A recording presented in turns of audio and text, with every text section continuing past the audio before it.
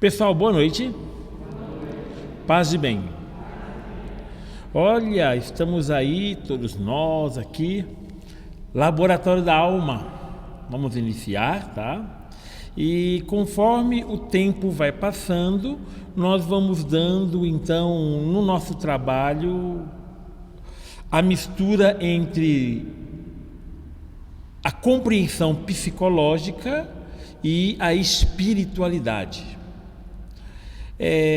A espiritualidade é a forma com que nós, os cristãos e cristãs, mas não só nós, diversos grupos religiosos, encontraram em fazer um diálogo consigo mesmo naquilo que nós chamamos no último encontro de o mundo interior.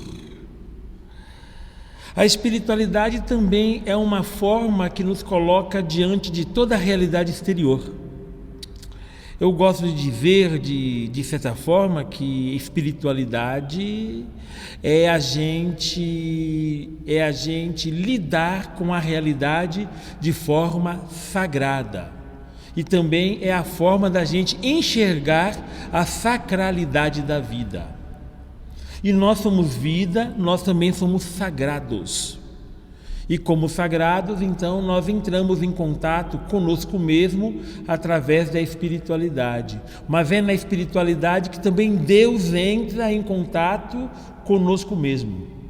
Então, na espiritualidade, nós conseguimos, de certa maneira, atingir parte daquele espaço que é atingido também pela psicologia. Não todo o espaço. Existe um espaço que é próprio da espiritualidade e existe um espaço que é próprio da psicologia. Mas tanto a psicologia e a espiritualidade têm um outro espaço que é um espaço comum. São espaços que se tocam. E desde o nosso primeiro encontro, nós trabalhamos diversos conceitos, diversas teorias para tentar compreender melhor a nós mesmos, fazendo um caminho que nós apelidamos de caminhos dos autos. E aí, os diversos autos, para enfrentar um dos autos, que é a autoimagem. Aquela imagem que nós temos de nós mesmos. Mas esta imagem que foi forjada ao longo da história na base de muitos e muitos preconceitos.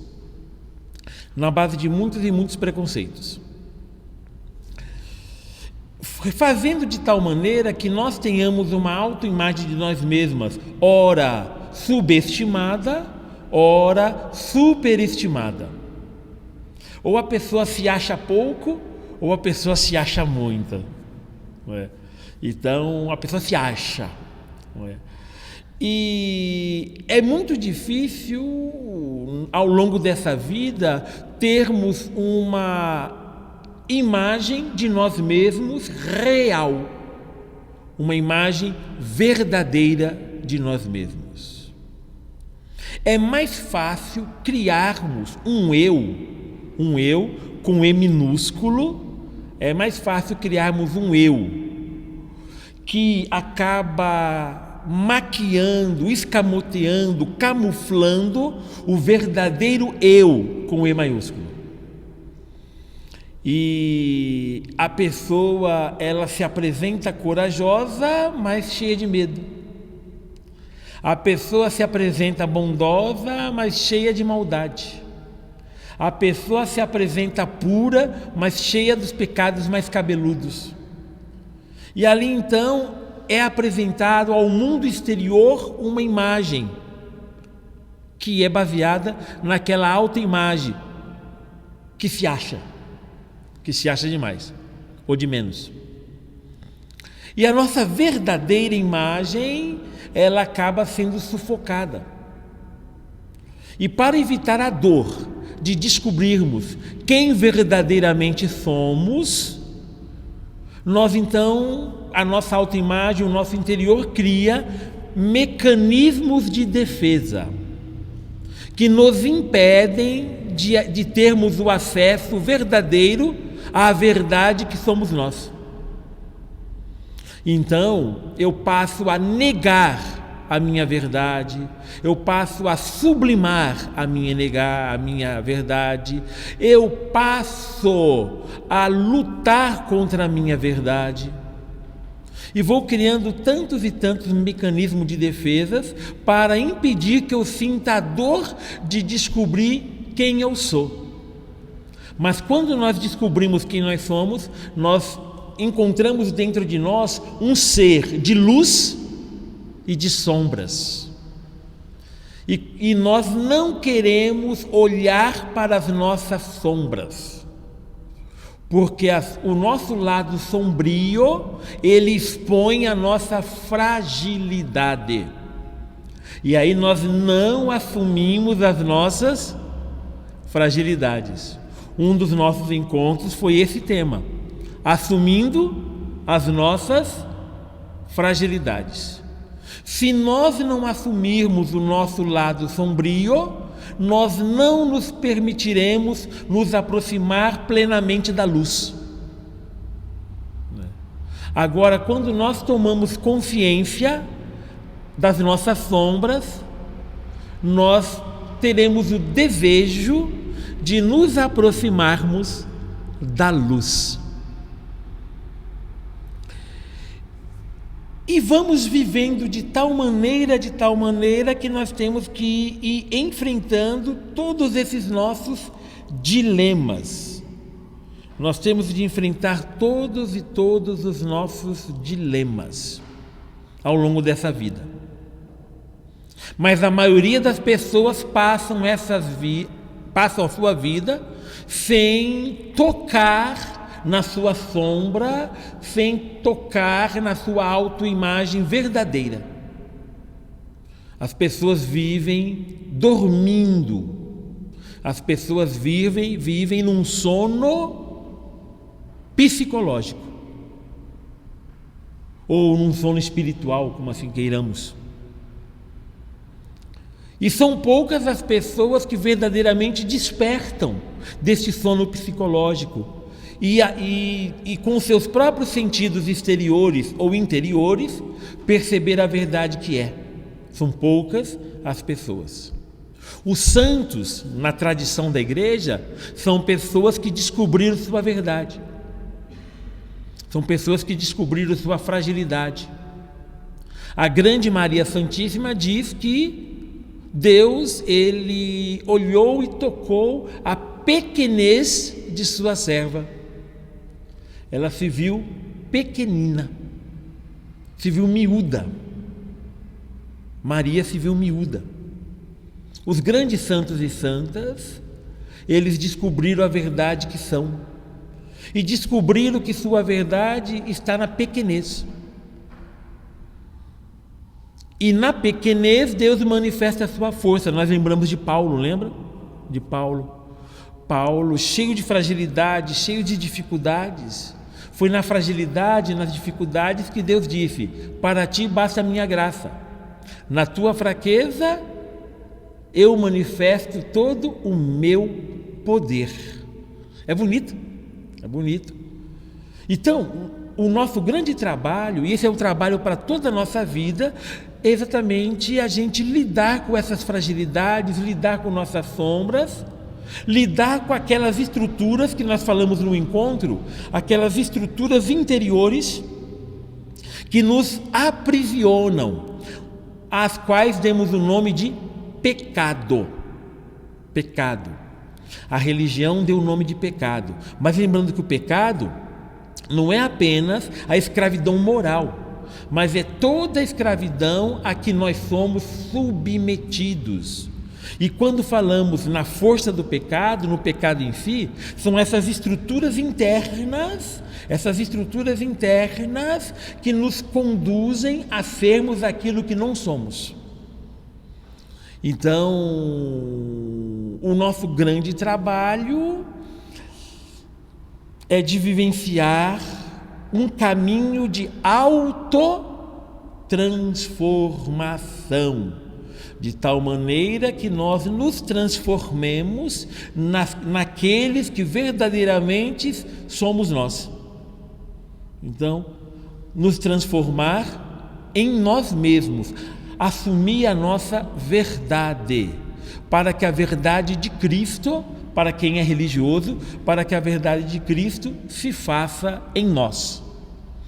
Ali tudo. Veja então, pessoal, na vida nossa, muitos de nós, na linha da religião, nós passamos a vida inteira lutando contra o pecado. E aí a gente tem a folha amarela. Lembra da folha amarela? Eu comentei com vocês a folha amarela. A folha amarela que nós anotamos o nosso pecado. Ela está amarela porque quando a gente vai confessar, a gente sempre leva ela, porque parece que o pecado não muda. Nós sempre estamos cometendo os mesmos pecados. Tem pessoa que chega assim pra gente: ô Frei, eu vim me confessar, mas são os mesmos de sempre, tá bom? Já dá absolvição logo. Porque é aquilo lá. Nós passamos a vida inteira, muitas vezes, repetindo os mesmos pecados, porque as nossas estruturas internas, elas não foram transformadas. E essas estruturas internas nos colocam em escravidão. Chamamos a escravidão de pecado. Ali tudo. Aí o que acontece? Acontece que também nós colocamos no momento dos nossos encontros que Jesus, ele veio trazer a libertação. E quando Jesus veio trazer a libertação, nós dizíamos, talvez algumas pessoas até tenham ficado um pouco assim, meio constrangidas, meio incomodadas, dizia que Jesus não veio trazer uma transformação política, não veio fazer uma revolução política, uma revolução econômica, mas eu dizia que ele veio transformar o humano, veio transformar a pessoa, veio transformar o homem, a mulher. Porque para Jesus não adianta mudar as coisas, não adianta mudar os sistemas, não adianta mudar as políticas, se o ser humano continua o mesmo, com as suas estruturas submetidas à escravidão. Não adianta. Muda-se os sistemas, muda-se os poderes, mas os erros serão os mesmos, porque as estruturas internas do humano estão submetidas àquilo que escraviza o humano, e nós chamamos isso de pecado, mas numa linha mais psicológica e espiritual do que simplesmente numa linha religiosa e moral. E aí o que acontece? Uma pessoa, ela buscando lutar contra o pecado, sem mudar essas estruturas internas, ela fugindo do pecado, ela passa a pecar muito mais. Então aquela pessoa, eu não quero pensar em coisa suja, eu não quero pensar em coisa horrível, eu não quero pensar nos pecados da carne, eu não quero pensar, eu vou lutar, essa semana eu não vou falar mal das pessoas. E quanto mais ela se propõe não falar mal das pessoas, mais ela vai ser tentada a falar mal das pessoas. E aí, minha gente, a língua, você sabe, a língua, ela vai lá até o outro lado da galáxia. É assim mesmo, não é?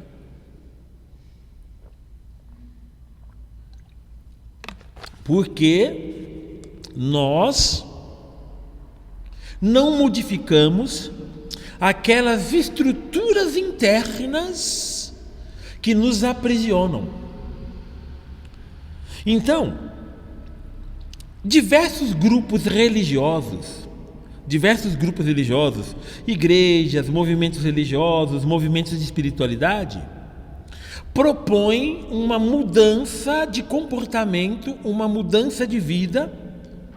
Só que essas mudanças, elas se tornam verdadeiras torturas Porque as pessoas não tiveram a sua mudança interior. As estruturas internas, elas estão fincadas na escravidão do pecado. Não se mexeu nisso. E quando não se mexe nisso, porque mexer nisso dói. Gente, mexer nisso dói muito. Como mexer nisso dói muito, eu prefiro não mexer. Então o que acontece? Eu vou assumindo posturas religiosas que modificam um pouco as aparências, a autoimagem, mas não trabalha a verdade que somos nós. E por isso então a pessoa ela vai passar a vida inteira com aquela síndrome da farsa. A pessoa vai se sentir uma farsa, não é? Porque apesar dela externamente se apresentar bem, internamente ela tem consciência que tem alguma coisa errada. E os pecados que estão aqui e aqui são sinais de que, apesar de externamente estar bem, parecer bem, internamente a pessoa está detonada. Jesus vai falar isso, por exemplo, em relação a um certo grupo de fariseus. Jesus vai usar uma expressão a esses grupos, a esse grupo específico de fariseus, dizendo que eles são como sepulcros caiados.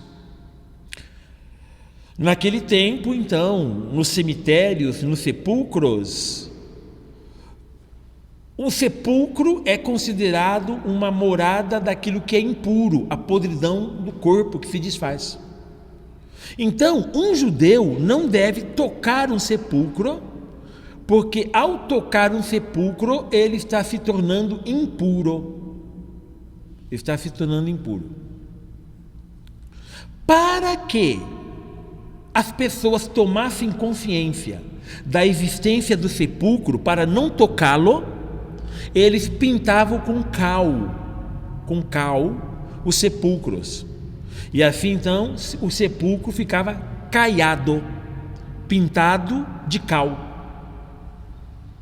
E conforme se pintava os sepulcros de cal, quando nós olhávamos os sepulcros, eles eram bonitos. Quando nós pintamos de cal a beira da calçada e a base das árvores, a rua fica bonita. Os sepulcros todos pintados de cal ficavam bonitos.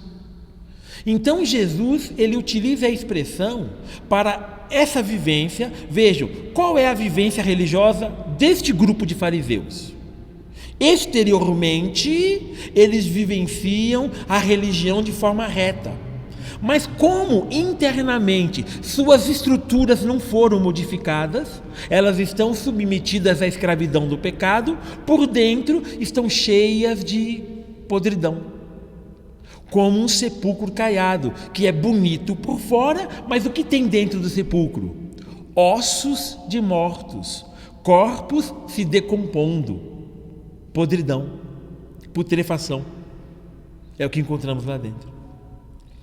Então Jesus ele utiliza essa própria expressão para indicar a situação do humano. Não são só aqueles fariseus, mas é para todos aqueles que buscam e lutam por viver uma mudança de vida sem mexer nas estruturas internas, as quais estão submetidas e nos submetem à escravidão do pecado. Então isso é muito forte na espiritualidade cristã. E esse campo é um campo que é muito comum também com a psicologia. Quando nós mexemos com a mente, a psicologia usa a palavra mente para definir algo que é interior, algo que é interno. E se a mente ela está dominada, por exemplo, por pensamentos automáticos, da mesma forma a espiritualidade vai dizer que o nosso espírito, o nosso interior está acostumado com o pecado. E é difícil mexer nessas estruturas. E aí nós chegamos naquele caso onde nós confessamos, sabendo que nós vamos cometer o mesmo pecado no dia seguinte. Porque nossas estruturas internas não mudaram. Mas só lembrar aqui, reforçar, quando nós falamos aqui em pecado, esse conceito ele é mais espiritual, psicológico, do que um conceito de moral, do que um conceito moral. Não é? Ai, eu não posso olhar para as pernas da moça, eu não posso olhar para as pernas da moça, eu não posso olhar para as pernas da moça. Ai, eu olhei, estou sujo. Não é isso apenas. É mais do que isso, é a estrutura. É aquilo que dentro de mim está desconexo de tal forma que impede que eu veja a verdade que eu sou. E se eu não vejo a verdade que eu sou, eu não serei aquilo que eu sou. E aí nós lembramos de Paulo. Paulo descobriu quem ele é. E quando ele descobriu quem ele era, já não era mais ele que vivia, mas era Cristo que vivia nele. A carta aos Gálatas, capítulo 2, versículo 20. Então isso, já não sou eu quem vivo, é Cristo que vive em mim. Quando Paulo descobre a verdade que ele é. E aí Paulo toma consciência de quem ele é e ele percebe essas estruturas internas que o escravizaram. Acontece que Jesus, ele veio propor a libertação dessas estruturas internas. Então Jesus, ele propõe um método, um caminho pelo qual nós conseguimos, de certa maneira, mexer com as estruturas internas em sintonia com o Espírito de Cristo. Se é em sintonia com o Espírito, chamamos isso de espiritualidade. Espiritualidade. Vários psicólogos, eles acreditam que esse campo da espiritualidade também pode se referir àqueles que não têm nenhuma dinâmica de religião. E vários espiritualistas falam que muitos ateus nutrem uma profunda espiritualidade, porque conseguiram mexer com as estruturas internas. Então eles nem imaginam, para nós, né, cristãos, né, eles nem imaginam que Cristo trabalhou eles. Eles nem imaginam. E por isso são capazes de fazer o bem. De fazer o bem porque foram tocados por Cristo. E aí muitas vezes os cristãos que fazem o bem se encontram com os não cristãos que também fazem o bem. E os não cristãos nem imaginam que eles estão a serviço de Jesus. Por quê? Se não estão contra nós, estão ao nosso favor. Assim disse Jesus. E aí então, Jesus, ele propõe uma metodologia para a libertação desta escravidão ao qual nós estamos submetidos em nossas estruturas internas. Jesus tem uma proposta para isso. No entanto, essa proposta não está clara nos evangelhos. Lá ela está, mas está difusa. Não está metodologicamente proposta. Está proposta, mas está proposta em partes esparramadas nos evangelhos. E com isso o que acontece? Muitas vezes nós passamos a vida inteira lendo evangelhos e nós não percebemos este método que Jesus nos propõe como caminho de autotransformação, caminho de libertação. Nós passamos sem perceber. E assim o que acontece? Eu dizia para vocês que vários grupos religiosos, várias igrejas, vários grupos cristãos, eles passam a vida inteira propondo um caminho onde a gente observa apenas a vivência moral. Esse caminho, muitas vezes, é um caminho... é até baseado na Escritura, mas somente na Escritura. Mas acontece que muitas das experiências que Jesus nos ensinou, Ele nos ensinou nas entrelinhas do Evangelho. Todo o Evangelho, em suas linhas, são ensinamentos de Jesus. Mas muitos dos ensinamentos de Jesus, além de estar nas linhas, também se encontram nas entrelinhas do Evangelho. E assim, o discípulo de Jesus, ele vai precisar ter muita convivência com o Mestre Jesus, para que ele, com o olhar do Mestre, compreenda o que está escrito nas entrelinhas do Evangelho. Então, isso vai exigir do discípulo uma maior espiritualidade para perceber as entrelinhas. Acontece, por exemplo, que diversas igrejas propõem, por exemplo, sola escritura como meio de revelação. É apenas a Escritura. E quando nós fazemos isso, apenas a Escritura, nós não conseguimos lidar com as entrelinhas. E aí o que acontece? Aquele método que Jesus propõe, mas que está difuso no Evangelho, a gente não percebe com clareza, porque a clareza está nas entrelinhas. Acontece que na igreja, muitos homens e mulheres perceberam as entrelinhas e descobriram um método. Alguns desses homens e mulheres nós chamamos de padres da igreja, ou também os padres do deserto. Alguns até criaram uma proposta de viver esse método chamada filocalia. Filocalia. Vem lá do grego, hein? Vem lá do grego. Filo, sempre lembrar, filo é amor, amigo, é amizade. Por isso, um professor de filosofia é um amante, um amigo da sabedoria. Filo. Uma Filomena, nós temos aqui na igreja uma Filomena. Tem mais Filomenas. Tem na Perpétua Socorro, tem aqui. Então temos Filomenas, não é? Então, quando nós temos lá então uma Filomena, filo é amigo, amiga, e meno é o verbo permanecer.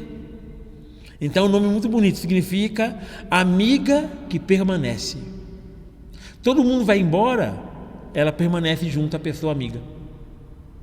É daquelas que está no momento difícil. Filomena, Filomeno, tá?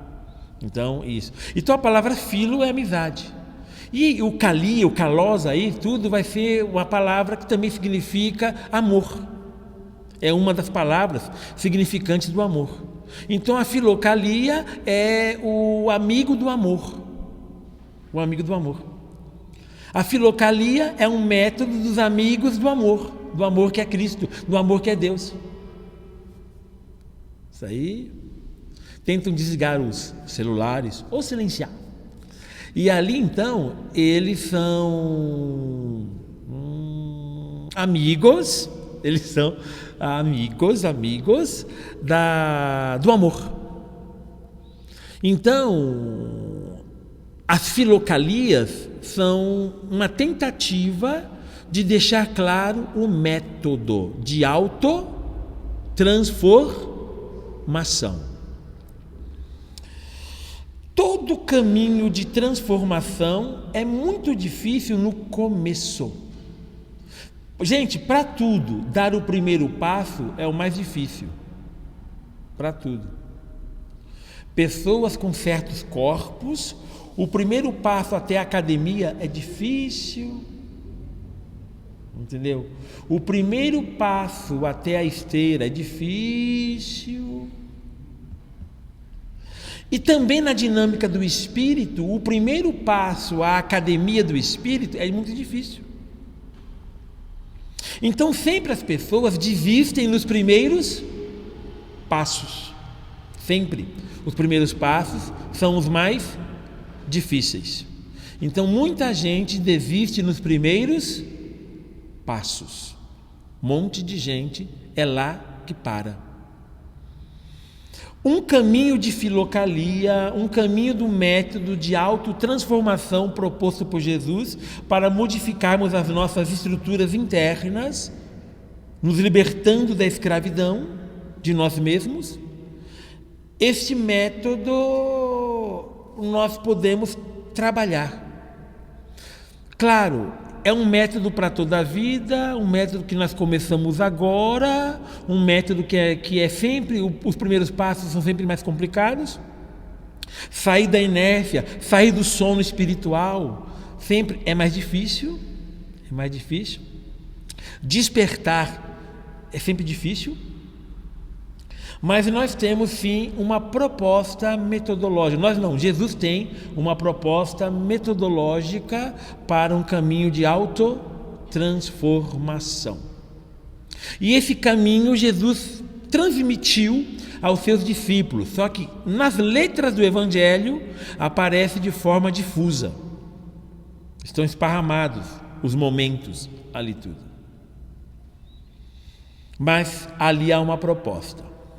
E a proposta, num primeiro momento, quando a gente fala da proposta, a gente acha que é a coisa de sempre que a gente fala em igreja. Na igreja sempre fala a mesma coisa. Só que eu repito, isso é vivido de forma difusa. E por isso é vivido de forma difusa. A pessoa, ela não é capaz de perceber a sua escravidão a partir das suas estruturas internas. E então a pessoa continua no seu sono espiritual. Continua dormindo no seu sono, não desperta. E aí tem pessoas que nessa vida descobriram o caminho da religião, passam a vida inteira lutando contra o pecado, conhece a escritura de cor,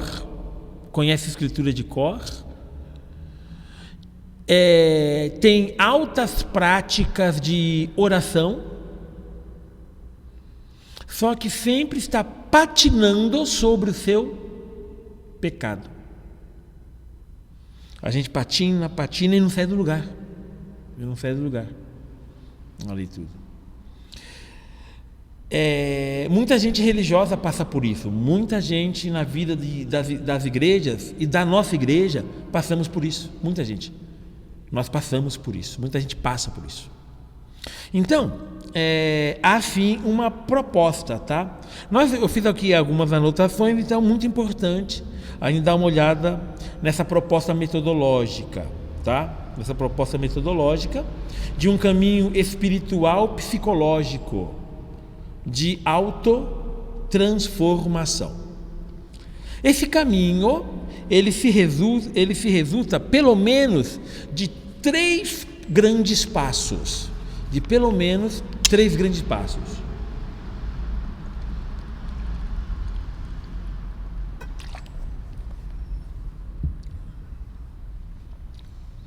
Muito bem. São três práticas que Jesus ensina para os discípulos e que os discípulos foram trabalhando isso durante suas vidas e chegaram num momento que eles se encontraram libertados. Tão libertados que eles puderam morrer por Cristo, de tão livres que eles se tornaram. Do que adianta um homem ganhar o mundo inteiro, mas se no fim das contas ele perde a sua vida? Que adianta? Agora, quando nós ganhamos a nossa vida, tudo faz sentido. E aí então, nós temos pelo menos três passinhos que vão trabalhar esse método. Hoje nós estamos introduzindo, mas Isso aqui nós vamos voltar diversas vezes. Como a gente volta diversas vezes? A ideia da autoimagem, a ideia do pecado como aquelas estruturas internas que nos escravizam e assim por diante. Então, vários conceitos, várias ideias, vocês percebem que a gente volta com ele, volta com ele, volta com ele. Isso aqui também daqui para frente nós vamos voltar diversas vezes. Com o sentido de que, pelo menos eu e você, vamos tomando consciência que existe essa possibilidade. E que nós podemos ser muito mais felizes se nós então começarmos a dar os passos no caminho da autotransformação, para sermos verdadeiramente quem nós somos. Quem nós somos. O pecado fez com que nós deixássemos de ser quem nós somos. Quando o homem e mulher pecaram, eles se cobriram com folhas de figueira. Se cobriram, significa ocultaram a verdade que eles eram. Eles ocultaram. Quando são expulsos do paraíso, eles vão vestir túnicas de pele de animais. Eles se cobrem mais ainda, ocultando a verdade que são. Não estou falando para ninguém sair na rua peladão, não estou dizendo isso. Eu estou dizendo que simbolicamente, naquele contexto, a veste é exatamente o que? Estão encobrindo a verdade que são. Estão encobrindo a verdade que são. E a partir de então, o humano ele deixa de ser quem ele é. E isso é pecado. Isso acontece depois da fruta do pecado. Isso é pecado. Deixa de ser. Já não se mostra mais quem ele é. Então o símbolo da nudez, a nudez original, eles deixam. Então, gente, três expressões resumem, num primeiro momento, a metodologia proposta por Jesus para a libertação do pecado, isto é, da escravidão de nossas estruturas internas, tá? São elas a prática da auto-observação. Auto-observação. Então, a prática da auto-observação. Já eu explico, tá? O segundo passo, o passo da meditação. O passo da meditação. E o terceiro passo, o passo da oração. Todas elas são dinâmicas, são vivas, e todas elas fogem daquilo que nós pensamos sobre o que elas são. Não é? Então a prática da oração é mais do que hoje nós entendemos por oração. É mais. A prática da meditação é mais do que hoje as pessoas compreendem da meditação. Tem, né? Meditação é você sentar e você esvaziar a mente. É mais do que isso. É mais do que isso. E a auto-observação é mais do que uma autoanálise, a pessoa analisando a si mesma. Mas, pois bem, esses passos, eles resumem o caminho de autotransformação proposto por Jesus. Só que nos evangelhos, eles aparecem separados, difusos. A meditação num canto, a oração no outro canto, a auto-observação no outro canto. Mas o exemplo, quando Jesus coloca assim, olha, você que quer tirar o cisco do olho do seu irmão, primeiro tire a trave que está no seu próprio olho. Lembra disso? Então, esse texto, tirar a trave do próprio olho, perceber a trave no próprio olho, é auto-observação. Auto-observação. As pessoas, elas se observam pouco. O conceito que nós temos de nós mesmos é diferente daquilo que nós somos. O conceito que nós temos de nós mesmos é autoimagem, que não é a verdade da gente. Não é? Ali tudo. E olha, gente, por mais que a pessoa pense que ela é boa,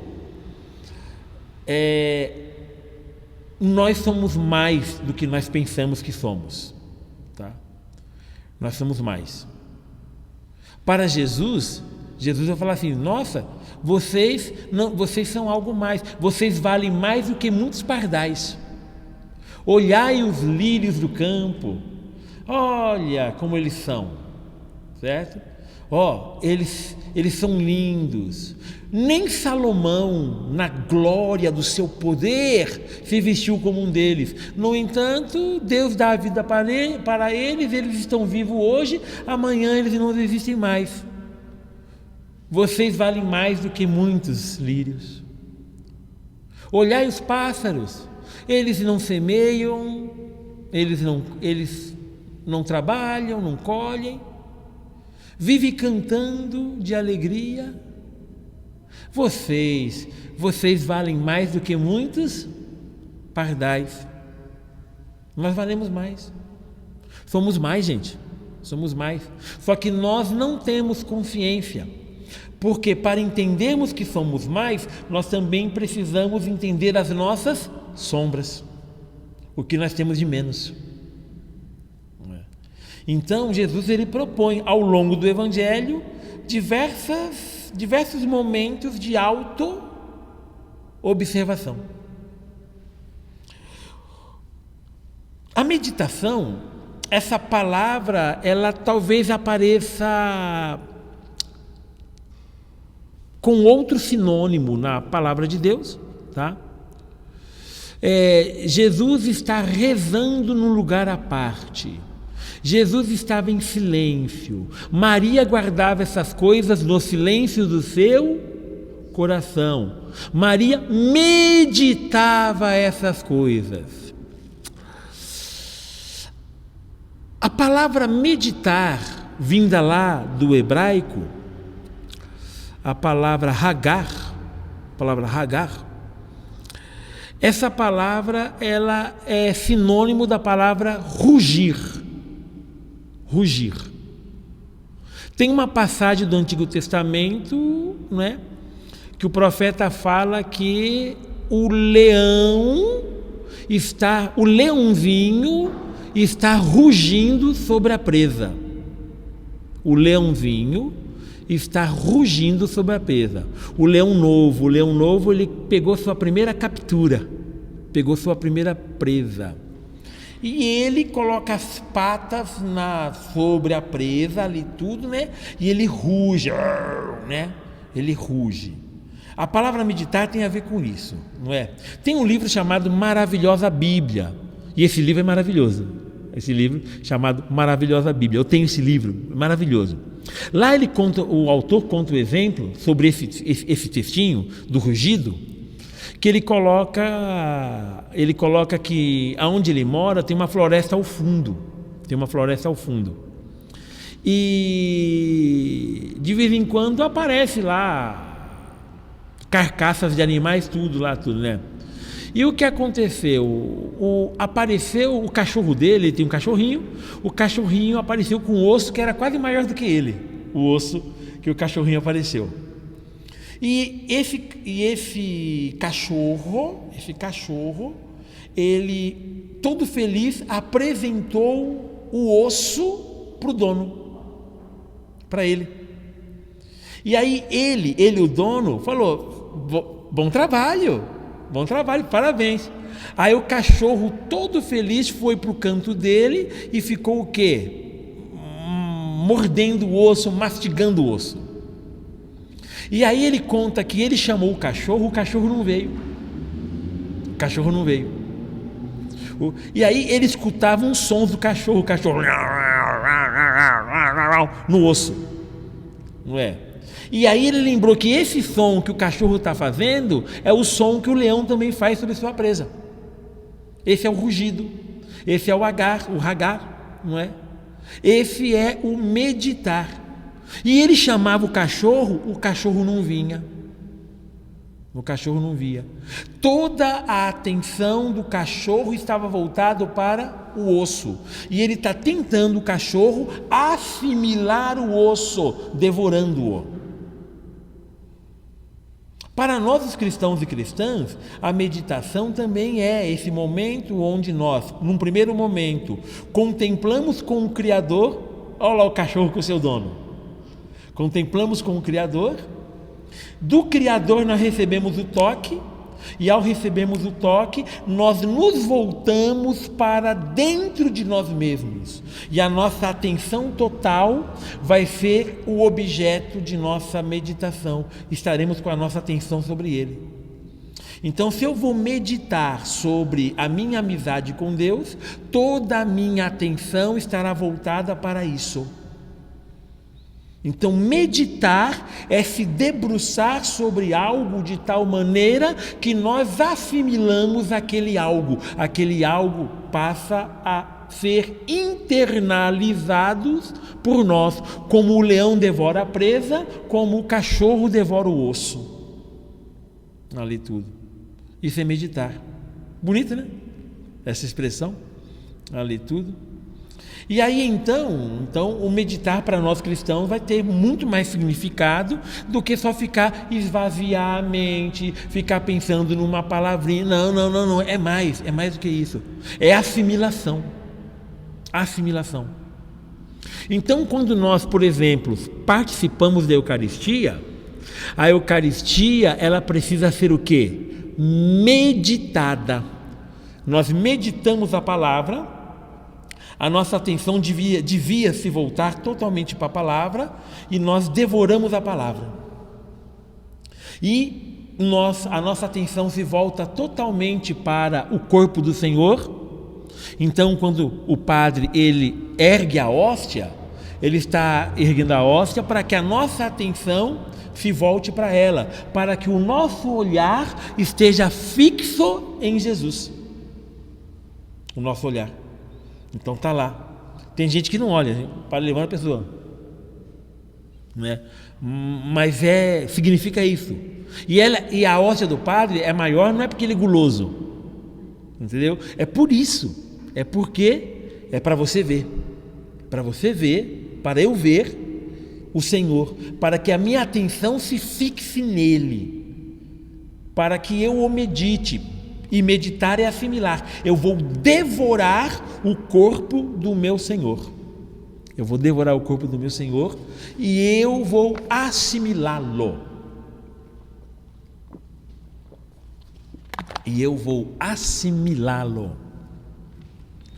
Assimilar o corpo do meu Senhor. Vou olhar o cálice ele é grande para que eu veja que lá está o vinho, para assimilá-lo ao comungar. Ter o olhar fixo. Então, a meditação vai ser isso. E a oração vai ser exatamente a abertura do nosso diálogo para com o Senhor. Lembrando que o diálogo é uma via de mão dupla, onde eu falo com Ele e eu me ponho a escutá-lo. Geralmente as pessoas confundem oração só com a via de ida. Eu falo com Deus. Eu falo, oração é falar com Deus. Não é só falar, é ouvir a Deus. É diálogo. É um caminho de mão dupla. Vai e volta. Ali tudo. E a verdadeira oração, ela vai chegar um momento em que ela se torna escuta e silêncio. Escuta e silêncio. Nós escutamos a Deus de tal maneira que chega um momento que Deus também fica quieto. Eu fico quieto, Deus fica quieto, e nós ficamos do lado um do outro pescando na pescaria. A gente está quieto, mas eu não estou sozinho. Pelo contrário, eu me sinto muito bem acompanhado quando tem alguém do meu lado pescando. Me sinto totalmente acompanhado, mesmo que nós estejamos horas em silêncio, nós estamos nos comunicando profundamente ao fazer algo que nós gostamos. E quando nós dialogamos com Deus, nós passamos a gostar de estar com Deus, de conversar com Deus. E chegam os momentos em que nós ficamos em silêncio. para quem consegue ficar em silêncio em casa, tá? Eu contei para você num dos encontros que tem uma amiga minha que reza no banheiro. Lembra que eu contei isso? Alguns se lembram? Eu tenho uma amiga que ela reza no banheiro, porque é só no banheiro que os fios dão sossego para ela. Só no banheiro. Ali tudo. Obrigado. Só no banheiro. Então, o silêncio é muito importante. Gente, vamos lá então, ó. Autoobservação. Já estamos terminando essa primeira parte nossa, tá? Autoobservação consiste no quê? No esforço de prestar atenção a si mesmo, a todos os pensamentos, sentimentos, desejos e comportamentos. Corresponde à atitude que nos evangelhos é chamada de vigiar. Vigiar. Esse texto caiu esses dias agora aí, olha. É preciso vigiar. Vigiar. O vigiar bíblico, eu falei para vocês que essas coisas estão difusas no Evangelho, mas estão lá. Para os discípulos, Jesus explicou o método para os discípulos. E para nós que somos discípulos que vieram depois, esses métodos têm que ser descobertos por nós, lendo os evangelhos e observando as entrelinhas. Então, o vigiar é exatamente isso. O vigiar é esse prestar atenção ao todo que somos nós. Esse prestar atenção ao todo que somos nós, tá? O segundo item nós chamamos de meditação, né?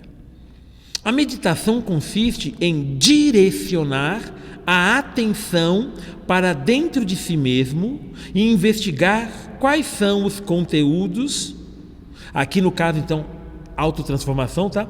Quais são os conteúdos pecaminosos que existem dentro das regiões mais profundas do nosso ser. Ou, se você gosta de linguagem psicológica, da nossa mente. Quais são os conteúdos pecaminosos? Quais são as estruturas internas que nos submetem à escravidão do pecado? Então, essa meditação é esse olhar com atenção, da mesma maneira que o cachorro, quando pega o osso lá, e ele coloca toda a sua atenção no osso, o leão sobre a presa coloca toda a sua atenção sobre a presa, não é?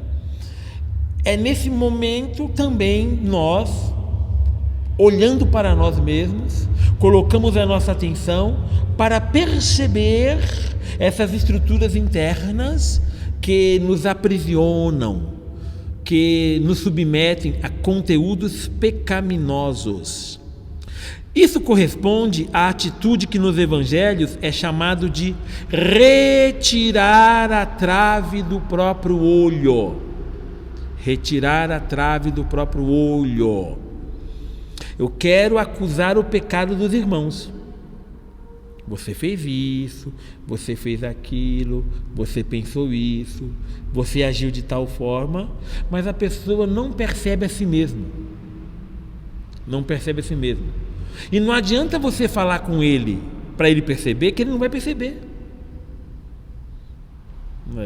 Não vai perceber. Se ele não se olhar para dentro, se ele não fizer o seu caminho, é a própria pessoa que deve tirar a trave que está em seu próprio olho. A própria pessoa. E o orar? O orar consiste em invocar o auxílio divino para realizar tarefas que estão além da nossa própria força e capacidade. Isso é típico da espiritualidade cristã. A gente faz a nossa parte, mas a gente não consegue fazer tudo. Nós temos consciência. Eu não consigo me salvar. Não consigo. Por mais retinho que eu tente ser, eu não consigo me salvar. A salvação depende de Deus, da sua bondade, da sua misericórdia. Ele já me salvou na cruz. É Ele quem me salva, não sou eu quem me salvo, Ele é quem me salva. Logo, você não se salva, mas você foi salvo por Ele, nós fomos salvos por Ele. Então eu rezo agradecendo a salvação, porque eu não consigo me salvar, Ele consegue. Eu não consigo me mudar, Ele consegue. Mas eu faço a minha parte para mudar. Olha aí tudo. Então, aí, essa parte já foge daquilo que nós chamamos de psicologia. Esse é um campo que é próprio apenas da espiritualidade. Porque consiste também em o quê? Reconhecer que existe uma força externa que mexe com o nosso interno, que mexe com o nosso interior. Essa força é Jesus. Gente, é bonito isso. Isso é bonito. E é isso. Nossa, isso está presente, é algo muito bonito mesmo. Nós acreditamos em algo além, não é? E aí a gente olha para Paulo, o grande psicólogo cristão, digamos assim, né? Paulo, ele coloca naquela forma, não é? Olha, a salvação se dá pela graça, não é pela minha obra, não são por minhas obras que há salvação, mas é pela graça. Por isso eu considero tudo como perda, e eu considero a lei como perda, porque Cristo é o que vale a pena. Então, para Paulo é isso, há uma força exterior que mexe com o seu interior, essa força que é espírito e mexe com o meu espírito, onde Jesus fala que Deus é espírito, e os verdadeiros adoradores adorarão em espírito e verdade. O que é verdade? A verdade que somos nós, que ainda nós não somos. Nós estamos adorando em espírito, mas precisamos adorar em verdade. Nós precisamos descobrir quem nós somos. Nós precisamos de autotransformação. Precisamos. Para assumir a verdade que nós somos. Então, a metodologia vai caminhar um pouco nessa direção, tá? A oração, o orar, não é?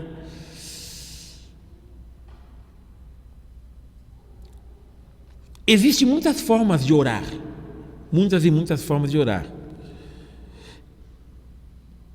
Só que assim, as verdadeiras orações, elas querem nos libertar da escravidão do pecado. As grandes orações. Quando nós paramos para rezar, nós queremos nos libertar do pecado. Por isso que na missa, por exemplo, tem ato penitencial. Nós não rezamos missa sem ato penitencial. Missas têm ato penitencial. Nesse sentido. Só que para que a gente verdadeiramente se liberte na oração, se liberte da ação pecaminosa, nós precisamos de conhecer a técnica de Jesus. Como que Jesus rezava? Então temos aí algumas iluminações, tá?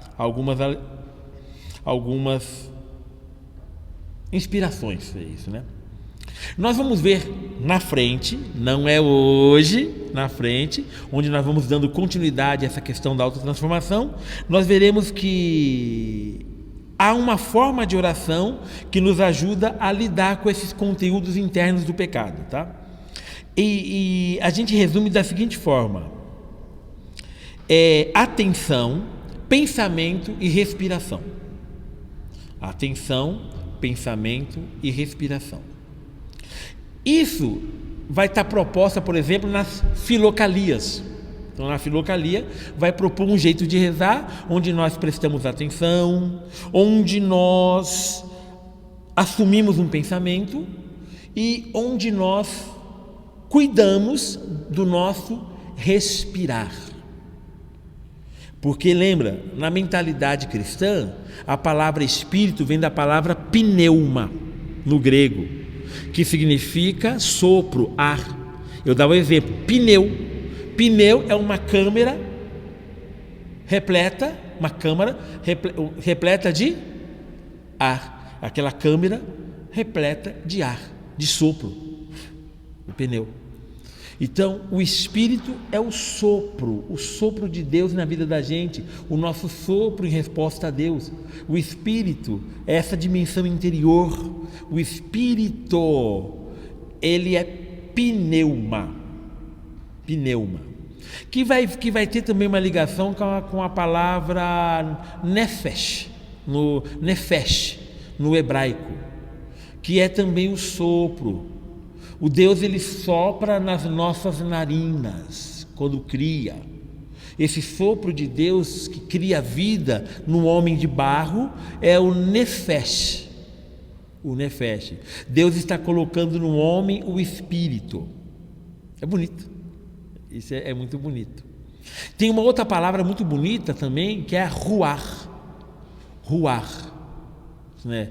Que é a palavra, por exemplo, Ruach HaKodesh, Espírito Santo em hebraico, o Espírito Santo. Então o Ruach é o Espírito, Então o Espírito é sopro, o Ruach é aqui, ó, é assim que pronuncia a palavra, Ruach, e no final, ó, certo? É o que? O sopro que sai daqui, ó. O som imita o sopro que sai de dentro de nós. Então o que? Isso é o Espírito, é o sopro. Então, para os grandes espiritualistas, quando a gente vai rezar, nós também devemos cuidar da nossa respiração. Detalhe: quem vai ler a palavra de Deus no ambão,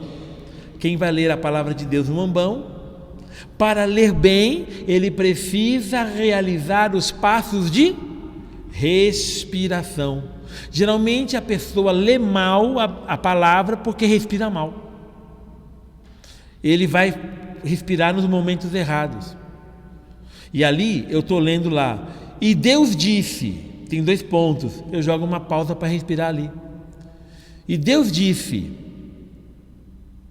e aí depois eu continuo a frase. Então quando eu respeito a respiração, eu também faço com que a palavra ela seja pronunciada bem. Para se rezar bem, para se proclamar bem a palavra, precisamos cuidar da respiração. Então, respirar não é bobagem na espiritualidade, mas no dia a dia nós prestamos atenção na nossa respiração? Nós não prestamos atenção na nossa respiração. Então, nesse sentido, a gente vai ter que mexer com isso. Só que aí serão cenas dos próximos capítulos. Pessoal, temos perguntas sobre esse tema ou qualquer outro tema, alguma coisa nessa linha? Eu estou à disposição neste momento. A bipolaridade, a pessoa bipolar, ela já nasce assim ou isso é adquirido com o tempo? As raízes da bipolaridade, elas têm conteúdo hereditário, genético. No entanto, esses conteúdos, eles também são somados com experiências ambientais. Mas, sendo muito honestos com vocês, a bipolaridade tem um maior conteúdo genético. Tá? Tem um maior conteúdo genético. Traduzindo, a pessoa nasce com as raízes ali presentes. Tá? A pessoa nasce. O bipolar, ele tem uma variação comportamental, não é? Que se dá em ciclos duradouros. Então, por exemplo, tem lá um bipolar tipo, e vai lá, ele tem 2 grandes episódios. Ele tem um episódio depressivo, onde no episódio depressivo ele se amoa, ele se fecha, quase nenhuma iniciativa, de falta de sentido.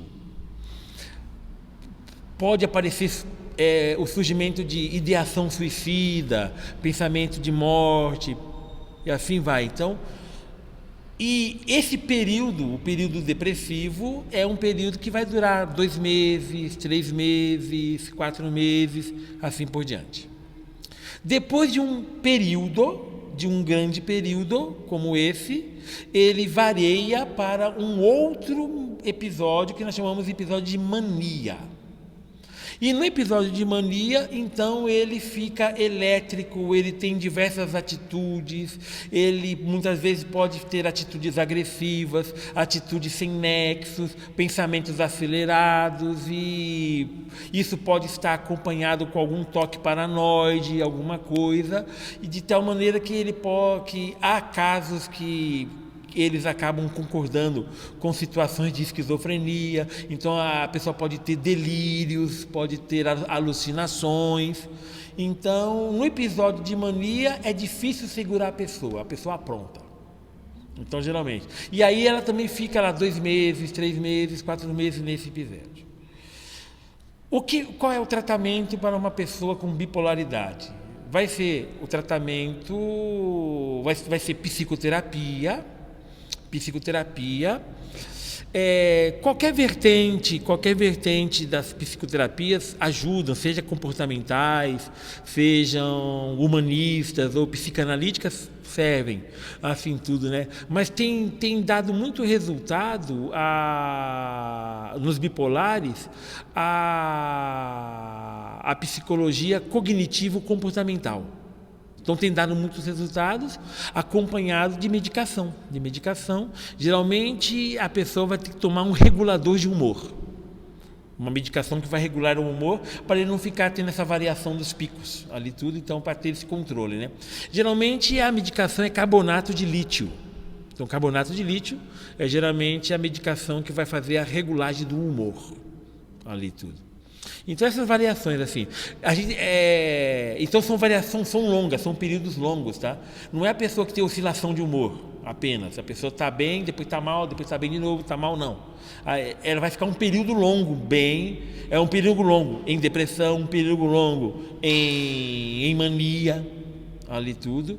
Então é isso. Quando a pessoa, por exemplo, ela tem episódios de mania, e no episódio de mania ela tem uma crise, o pessoal fala surto, a gente usa mais a palavra crise, né? Então ela tem uma crise, então muitas vezes ela fica incontrolável. Então a gente tem que entrar com medicação, né, para controlar. Ela vai ficar muito ansiosa nesses períodos de mania, então tem que entrar com ansiolítico, né, para lidar com esse tipo de situação, né? Ali tudo. Então tem diversas formas assim tudo. Então, para que ela não entre nos picos, então entra com um regulador de humor e com psicoterapia. Ok? O que mais? Como que a pessoa percebe que a sua autoimagem é uma falácia, é uma falsidade, e que a verdade que ela é está escondida dentro de si? Como que ela vai perceber isso, então, né? Geralmente as pessoas elas se percebem geralmente quando ela tem algumas experiências que entram em choque com o seu jeito de ser. Entre as experiências, as pancadas da vida, grandes choques que nós temos na vida que provam que nós não somos nada. Nós somos muita coisa, mas a gente percebe que nós não somos nada diante de certas situações. Ali tudo. Então, muita gente, né, tem uma música que, tem uma música que chama Acho Bom, mas Acho Pouco. É da dupla Jacó e Jacozinho. É um pagode caipira, de verdade, tocado numa boa viola. E lá nessa música tem um verso lá que diz que tinha lá um ricão, e esse ricão ele destratava as pessoas, né, e humilhava os peão. Só que o castigo veio a cavalo e ele perdeu o tostão por tostão. E agora vejo ele ganhando a vida no cabo do enxadão. Achei pouco, achei bom, mas achei bom. Achei bom, mas achei pouco, mas achei bom. Ele fala isso. Então, a pessoa, ela desprezava todo mundo, se achava melhor, toda a sua experiência está na riqueza. Jesus disse exatamente que a vida de um homem não consiste nas posses de bens, mas ele achava que se consistia, então se achava melhor. Mas aí, ele teve uma experiência adversa, perdeu o tostão por tostão, e agora nós vemos ele ganhando pão no cabo do enxadão, não é? Achei bom, mas achei pouco, mas achei bom. Então, essa experiência chocante que muitas vezes nós temos faz com que nós tenhamos contato com a realidade de nós mesmos, porque nós percebemos a falsidade que é a nossa autoimagem, a imagem que nós temos de nós mesmos. Também o que acontece muitas vezes é o isolamento como fato da vida. Conforme nós vamos vivenciando a falsidade da autoimagem, as pessoas elas vão nos dando toques e sinais para que nós percebamos que nós somos algo diferente daquilo que nós aparentamos. No entanto, geralmente a pessoa ela não se vê e ela não se convence de que ela é uma babaca. E aí o que acontece? Eu e você não gostamos de gente babaca. E a pessoa é tão babaca, eu não gosto de babaca, eu me afesto do babaca porque eu quero ser babaca sozinho, não quero ser babaca com mais gente.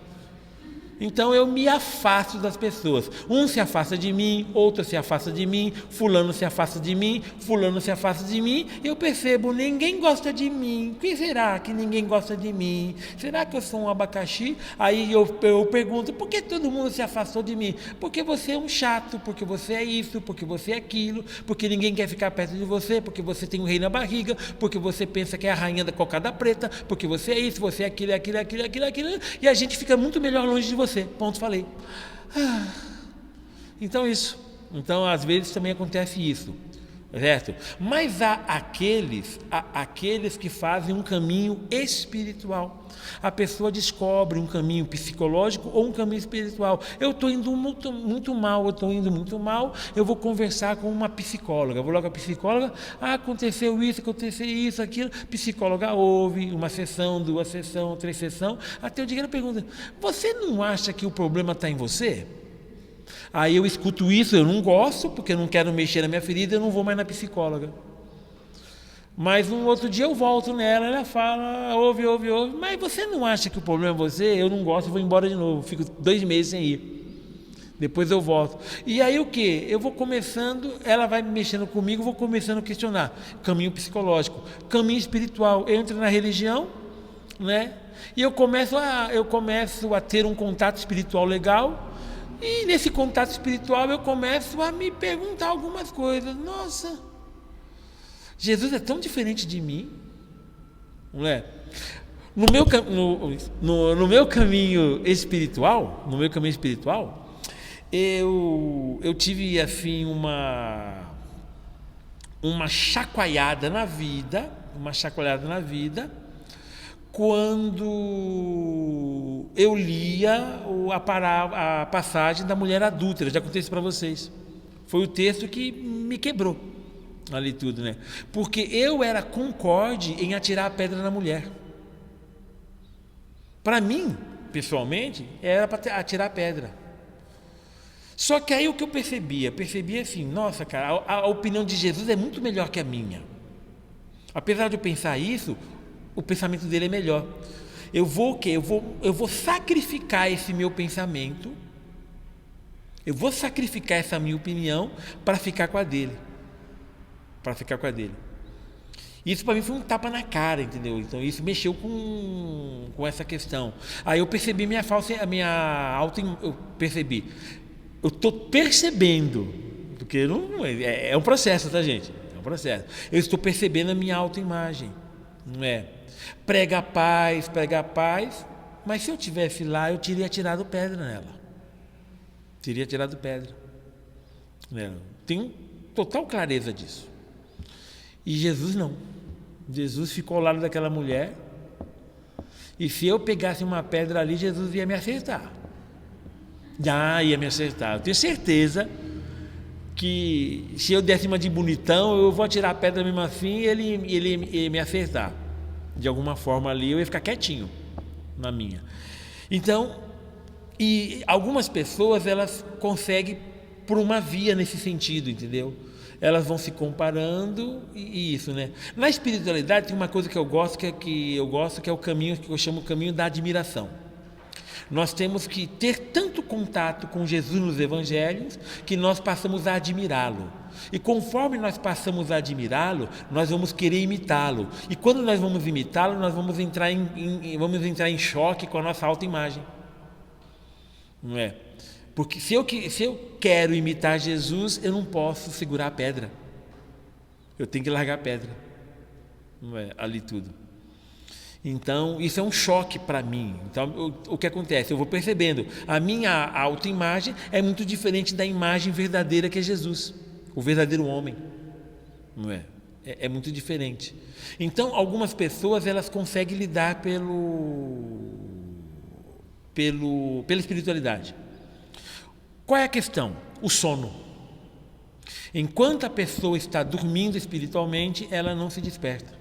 Não adianta as pessoas falarem se ela está dormindo, mas às vezes a pancada é tão forte que ela acorda, e aí ela toma posição, e aí ela pode confrontar a autoimagem. Mas geralmente é isso, é uma paulada da vida, ou o isolamento dos grupos, da família, aquela coisa toda, certo?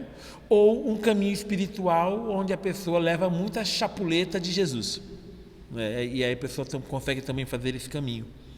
Geralmente é isso que pega, geralmente. Ok? O que mais? Diga. A pessoa que tem determinado comportamento, quando ela, por exemplo, muda de grupo, está num outro grupo, ela consegue mudar o comportamento que tem? Consegue mudar o comportamento que tem. E pode ser de duas formas. Da forma adaptativa, que é nas aparências. Ela muda o comportamento, mas não muda as estruturas internas que nos aprisionam. Então é só aparência. Ou tem pessoas que, quando mudam de ambiente, mudam de grupo, o grupo tem uma coesão tão profunda que a pessoa se sente movida a se confrontar consigo mesma. E aí a pessoa muda de comportamento porque também está mudando as suas estruturas internas. Então também há essa possibilidade. Ali tudo. Aquela história que palavras cativam, exemplos arrastam. Palavras cativam, exemplos arrastam. Então, às vezes, o exemplo de determinado grupo, de determinado ambiente, favorece de tal maneira que a pessoa ela cresce. Eu venho da psicologia humanista, né? Na psicologia humanista, a gente acredita na capacidade do ser humano crescer. Isso é chamado tendência atualizante. Tendência atualizante. Todo organismo vivo tende-se a crescer. Se você pega uma plantinha, coloca no sol e rega, ela vai crescer. Se você pega um bichinho que está quase morrendo, você cuida dele, você dá um ambiente, você dá comida, você dá médico, a tendência dele é ter saúde, ele vai crescer.